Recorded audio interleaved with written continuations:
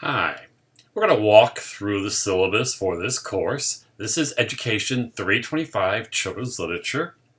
This is the summer online class. Every Tuesday morning I have office hours from 11 to 11:30 that you could drop by virtually through WebEx. I will send you that link, so you will have that link, and you're welcome to visit with me, whether there are people with me then or not, or you can also schedule by appointment. The course description. This course is designed to introduce students to children's literature with an emphasis on developing an aesthetic and critical response to literature, experiencing and appreciating a breadth of genres and a variety of authors and illustrators. Creative ways to use literature with children will be investigated, and students will begin to use children's literature as a teacher in the elementary and middle school classroom. To the left, you will see the learning outcomes. I'm just going to read a few of them. You're going to select and evaluate quality literature that will develop and support literacy and curriculum in the classroom. You're going to explore various issues related to the use of children's literature in the classroom. Write critically analyzing children's literature read in the classroom. You're going to critically examine the contributions of outstanding authors and illustrators by children's books using a variety of evaluation tools. And you're going to analyze how visual elements, such as typography, layout, paper choice, illustrations, ebooks, media, will contribute to the comprehension of a text. This is the text we'll be using, and we will be using that, and you're welcome to use it as a ebook. You can rent it, whatever way works best for you and whatever is the least expensive way. You do not need to own it unless you would like to buy it. It's I think a very good book. I like it a lot and like the information in it, and we will be using it not weekly, but almost every week. Here is the grade conversion. Once you know the number of points with the total points, and you convert it to a percentage, and then you can then find your letter grade.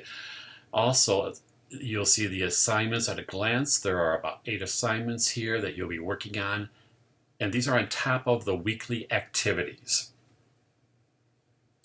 There is a late work policy, but I am very flexible, so I understand you're very busy. But if I notice you're not working, or you're not submitting work, or you're not letting me know that you're having maybe some challenges, then I may have to evoke the late work policy, but I'm hoping not to. If you have a disability, you're more than welcome to let me know. We'll make accommodations. You can also go to the Student Health Center, and they will help you out as well. If you feel that the classroom conduct, I just expect that you participate and be involved and do the group work as well as your independent work. If you feel as though you've been discriminated against, or there's been some kind of injustice done, there's a social justice forum link here that you can click on. And if you want to talk to me about any of that at all, I'm always welcome to talk with you. And please know that I'm very open in regards to helping you in any way I can. Again, this talks a little bit about class attendance, about my attendance policy. If it's all online work, and if you don't do it, I can't give you the participation grades, and I can't say that you've been in class, because that's working online during the week. Please don't plagiarize. Give credit to anybody who you use their work. That's all I'm going to say about that. There are some resource links here for the Academic Success Center, for the Wilson Library, for academic advising, the registrar, all of those. This is the LaFetra College of Education. Our mission is to champion social equity for youth, adults, families, and communities by equipping and empowering scholarly, high-skilled practitioners, education advocates, and leaders. And our vision is that we will lead the national conversation on advancing the careers of professionals and scholars who are highly competent advocates for equity and justice. We have goals here that I will let you read. You do not need to read them now, but when you look at the syllabus, you're more than welcome to read through that. And I strive to work on all of these goals throughout the course. And these are dispositions. And these are all equally important, but my favorite overall is social emotional learning. And you'll see that in this course because I firmly believe that the social emotional learning is just as important as the academics. So here we emphasize the importance of adults and children learning to accurately recognize feelings, interests, values, and strengths of self and other. Adults model this awareness by validating others' feelings and helping them explore options to navigate social situations. Self-management demonstrates the ability to successfully regulate one's emotions, thoughts, and behaviors in different situations. I do find the other dispositions to be equally as important, and you will see that I do take those into consideration in this course as well. But the social emotional learning I have a passion for. So these are our assignments. You'll have 8 virtual discussions with a virtual discussion group. I call it your literacy circle. You're going to meet with your literacy circle over 8 books that have been pre-chosen for your group. And you'll find that on Blackboard under Literacy Circle's book discussions. And you will see what books, and you can find those books in a variety of ways. I'm going to post some ways that you can find them as inexpensive as possible. I'm hoping libraries will be back open, but if they aren't, we'll find books online. If you need help, please let me know and I will help you with that. But you will have a discussion. And then based on that discussion, you are individually going to create what the third assignment here is, a reader's response blog. And so you will be reading, like I said, 8 books. One's a touchstone book, one's a Caldecott book, a culturally diverse, a bachelor, a challenged or banned book, a graphic novel, a young adult, and an informational text. And those are all designated for you, and you'll see those on the book list. And if you are in whatever group or whatever literacy circle you're in, if you're in A, you'll read the A books. If you're in B, you'll read the B books, and so forth. So you're going to create an actual blog based on some platform. It could be WordPress, Google Sites. I mean, there's a whole bunch of blogs, platforms out there in the virtual world, and you pick one of them. It doesn't matter which one it is, but you pick one, and then you're going to create a blog, a posting for each of those 8 books you're going to read throughout the semester. And you can turn those into me whatever you want, and I'll just keep upgrading your grade based on what you submit to me.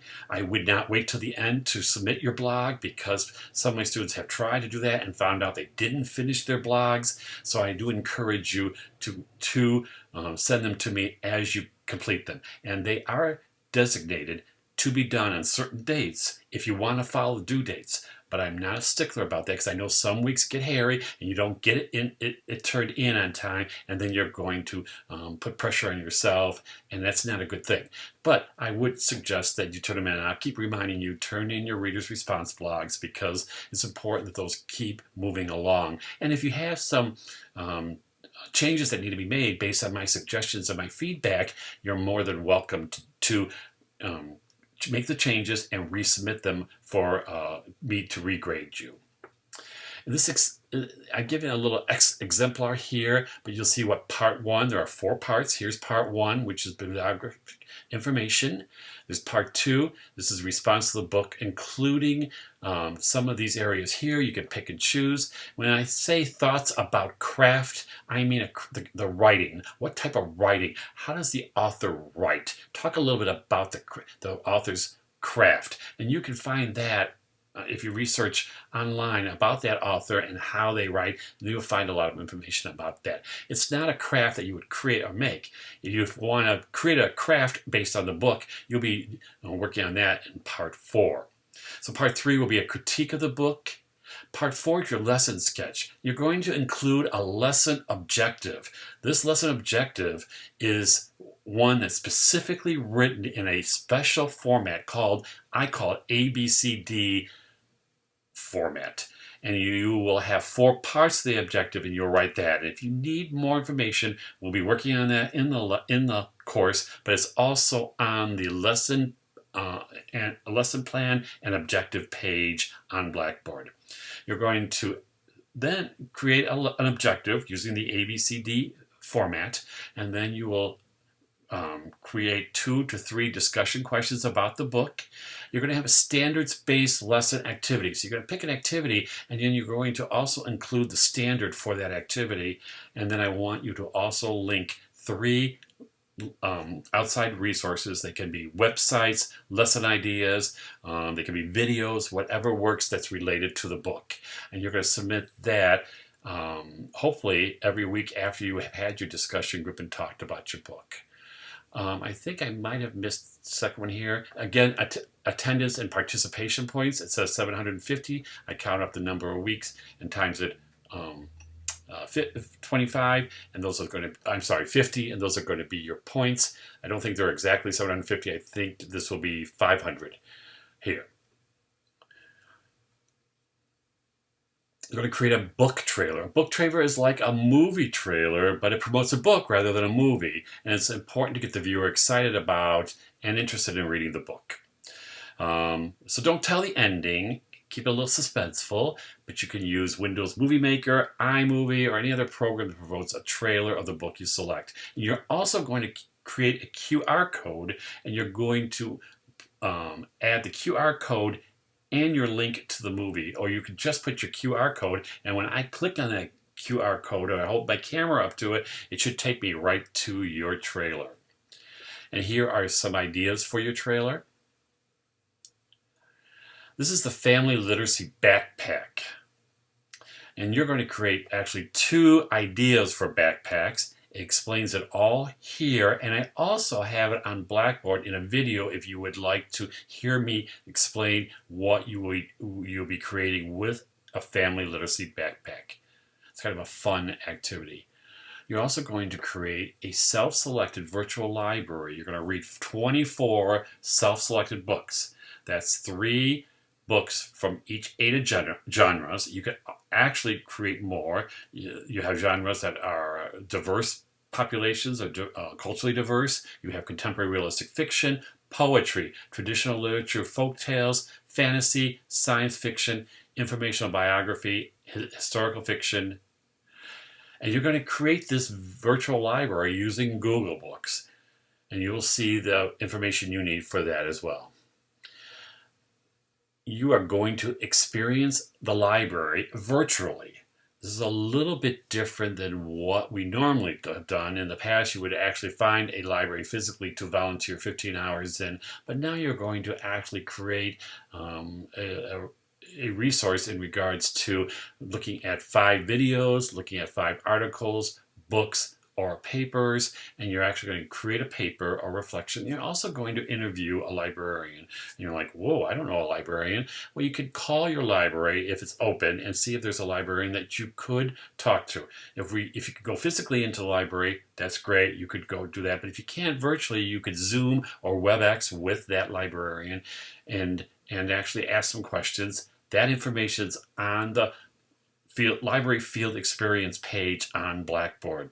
If you are stuck and just can't find a librarian, I have about 5 librarians that I know of that will be able to chat a little bit about their library and their experience as a librarian, and you can use one of those if you can't come up with your own librarian. But if you think about it, you might know a school librarian and you're like, whoa, maybe I can get in contact with that person, and you would be able to interview that librarian. And again, if you can't, I will help you out. That looks like that's due week 9, almost the last of the time in the course. Our last will be our final exam. Our last assignment is our final exam. It's an e-portfolio. It's also a presentation or a screencast. You're going to actually include images and photos and videos. You're going to put all of your assignments. Those are the large assignments we just went over. You might put some of the activities in that we do during the week as well. And you're going to then write a reflection based on that assignment and what you did and how you did that. And then you can include some other resources such as videos or book lists or anything that pertains to children's literature. And it says that you're going to present it in the last class, but you're actually going to create a screencast. And you're going to talk about which assignment best represents you as a teacher, which assignment are you the most proud of, and which assignment was the most challenging for you. You may add some hopes and wishes in that if you would like as well, and then you're going to turn that in week 10 on Wednesday by 11:59 of week 10. That's your final exam. When you create your screencast, you don't have to navigate completely through your ePortfolio. You're going to send me a link to your ePortfolio. You need to make sure that you set the settings for public, because I can't view it any other way. I know it says only people in Laverne can see it. For some reason, I know I'm in Laverne, but I can't see it. So set it public. As soon as you get your grade, you can turn it back to private if you don't want other people taking a look at it. Don't include any personal information in regards to phone numbers or addresses in there. You don't need to put your resume in. If it is, you could block that easily. You could hide that. So just your work that you've done in this children's literature class. And that is, oh, nope, I have some information about me in case you're more interested in learning more about me as well. Here is our weekly schedule that I also have posted on Blackboard as well. So you can take a look at what we're going to do over the 10 weeks here, the topics, the books we're going to read, and when the assignments are due. And that takes care of the syllabus, or the explanation for the syllabus. As always, if you have questions, don't hesitate to ask me. Otherwise, I'll see you online.